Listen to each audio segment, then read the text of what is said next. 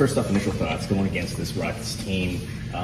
They obviously earned their way to the second seed and everything. First playoff experience. Just what are your initial thoughts on this Rockets team experience in the playoffs for the first time? Well, they've had a great season. Ime's done a hell of a job with them. They've established an identity as a physical, defensive-minded team, very much in his image, and that's the sign of a successful team when you can clearly identify what they're trying to do. So they're a great team, and we're going to have to play well to beat them. What can you take from all the different battles you guys have faced against them this year for the playoffs? Plenty. I mean, we just saw them 2 weeks ago, and they threw a lot of stuff at us that was good for us to have on tape. We played them 5 times total, so we know their personnel really well. We know their tendencies. They know ours. So, yeah, I mean, our team's a lot different now than it was early in the season with Jimmy.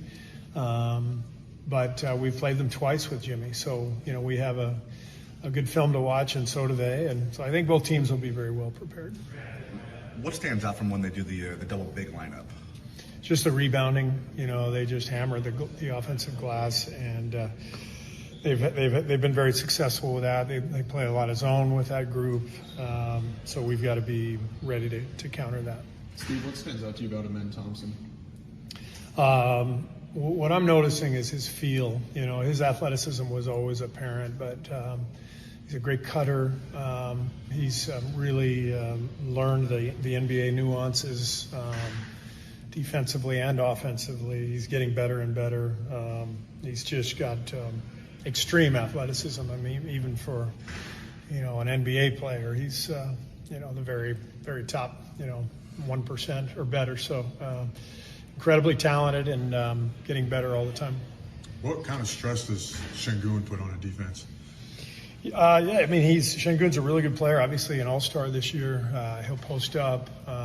They'll run, a lot of action through him because he's a good passer, and so he poses a major threat. He and Jalen Green are kind of their focal points offensively, where they try to generate advantages, and so we've got to be prepared for both those guys. Gary had a really good game the last time against Houston. Where have you actually seen maybe his offensive game grow? It seems like his three-point percentage since the calendar flipped is really sky high. Yeah, he shot it really well here the last month or 6 weeks or so. The other stuff he's always done, the screening and diving, knowing how to play with Steph, how to get the ball to Steph, or how to free him up off ball. So Gary is a very smart, intuitive player, and he's also our best on-ball defender. So he'll play a big role in this series. I feel like we've asked you so many times about who Draymond reminds you of. Who does Gary remind you of, maybe? Nobody. Fair. Yeah, I've never seen a player like Gary. Like I said, he's a power forward on offense and a point guard on defense. There aren't many guys like that. When it comes to how the Rockets guard Steph, they're known for being very physical. I was wondering, though, I asked Quinten Post, do they do anything differently? And he said not really. They're just really physical and athletic, but in terms of what they're actually doing, it's how everyone guards. Yeah. I was wondering if you agree with that. I agree with that, yeah. Everybody guards Steph the same way. For good reason. They have to be physical with him. Steph's the only guy in the league who can combine the on-ball pick and roll shooting with off-ball coming off screens shooting, and so you have to be aware of him all over the place. And Houston did a good job of that last game, and Thompson was on him, and they were very physical with him, and I'm sure that's what we're going to see tomorrow. The week, just having a week of rest now that you're here in Houston, do you feel like you serve? Yeah, I mean, benefits? 4 days, not quite a week, but we desperately needed it. The last 3 weeks, I've never seen a schedule like what we've faced, particularly with the stakes. Every game was meaningful. The 2-week road trip followed by a back-to-back. We had 4 massive games in 6 days in 4 different cities. Memphis, LA, Denver, Houston. It was without much rest at all. And then every game we're fighting to stay out of the play-in. And then we have a play-in. So I thought the last 2-3 weeks was an incredible test, and our guys were amazing. Obviously did enough to get where we are, and then to get those 4 days, I think, allowed us to get our feet on the ground, and I think we'll be ready to go tomorrow. Kevon, what are the different challenges that the two big lineup between Adams and Sengun present? There's just the size, the rebounding. They just provide different look. Their star lineup is pretty fast, athletic. They also rebound as well, but there's a different size and force.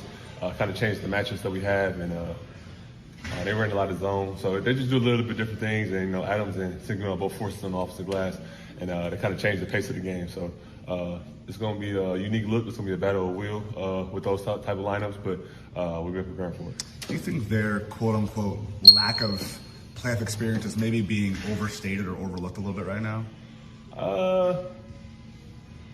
Yeah, I haven't even listened to their lack of experience. But we have experience on our team, which should bode well for us. But we have guys who haven't been in this situation before as well. So both teams are going to be excited. That lack of experience can also play good for them. They don't know what's going to happen. They don't know what to expect. They're just going to come in with a lot of energy. They're going to play hard, and but we're going to use our know-how and try to counteract their energy and their youth on the court. What's been your messaging to someone like Quinten Post, who hasn't been here before, but has obviously, grown a bigger role for your guys' team? We just talking about embrace the moments.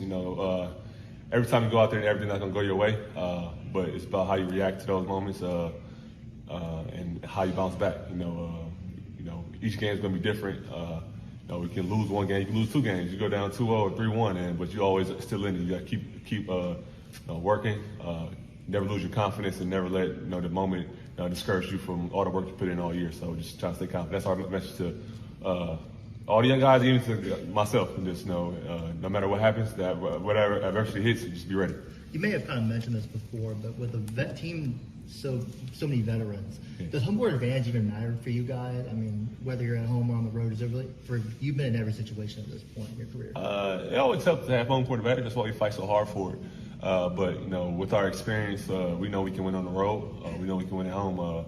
So we're not scared to go in somebody else's place and try to get a win. But it always helps to have home court advantage. That's why teams fight all year for it. What kind of challenge does Sengun present for you guys? He's a great player. He's really scoring a block. He can step outside and create for his other teammates. He's a great rebounder. So it's going to be a great test for us. I feel like we have the personnel to counteract what he does. But he's a great player. It's going to be a tough series, and we got to go out there and make him work. What makes him a little bit more unique compared to other bigs that you may have had to match up against?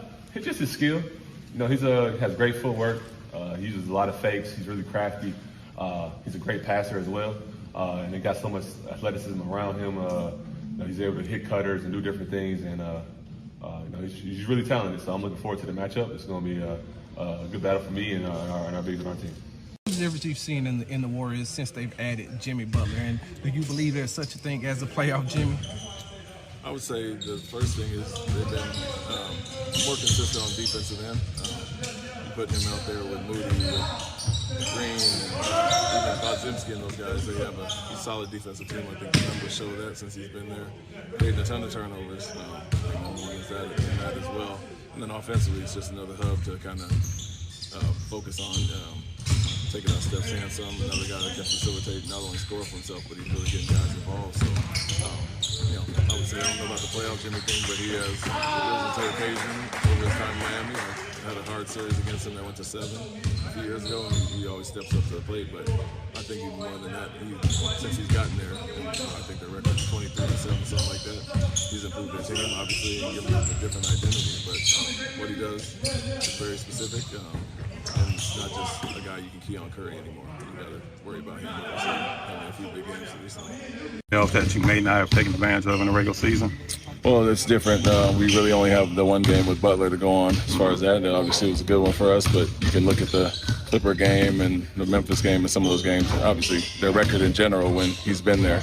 And so, there's some things that he does well that we didn't try to keep specific matchups with him last time. We just kind of were vanilla, and it worked for us. But a lot of things he does to pick on matchups, we'll try to avoid some of those. But in general, I think we both saw things that worked. Our double big was pretty good against them in that limited time. But it'll be about adjustments and do what we do initially and see what we have to get to. Coach, how much has the versatility of Amen, Jabari, and Tari been able to help you as far as mixing and matching the lineups, but also being able to make those in-game adjustments to switch up the lineups? Yeah, I would say all of our wings, you can throw Dylan in the mix there as well. You can put Fred there because he's guarding some bigger guys as well. And so us across the board, I think it gives us an advantage of things we can do to take away certain things. Go with the big lineups, go with the small lineups with Barry at the 5 and a bunch of big wings out there. It just gives us that versatility across the board. So I think the guys you mentioned have that naturally. Other guys have bought into that. Jalen's guarding different guys as well out there. And so you're going to need that against this team because of some of the lineups they throw out there, some of the actions they have. It's good to have some counters with that. And I think our natural length and versatility on the wings give us an advantage as well.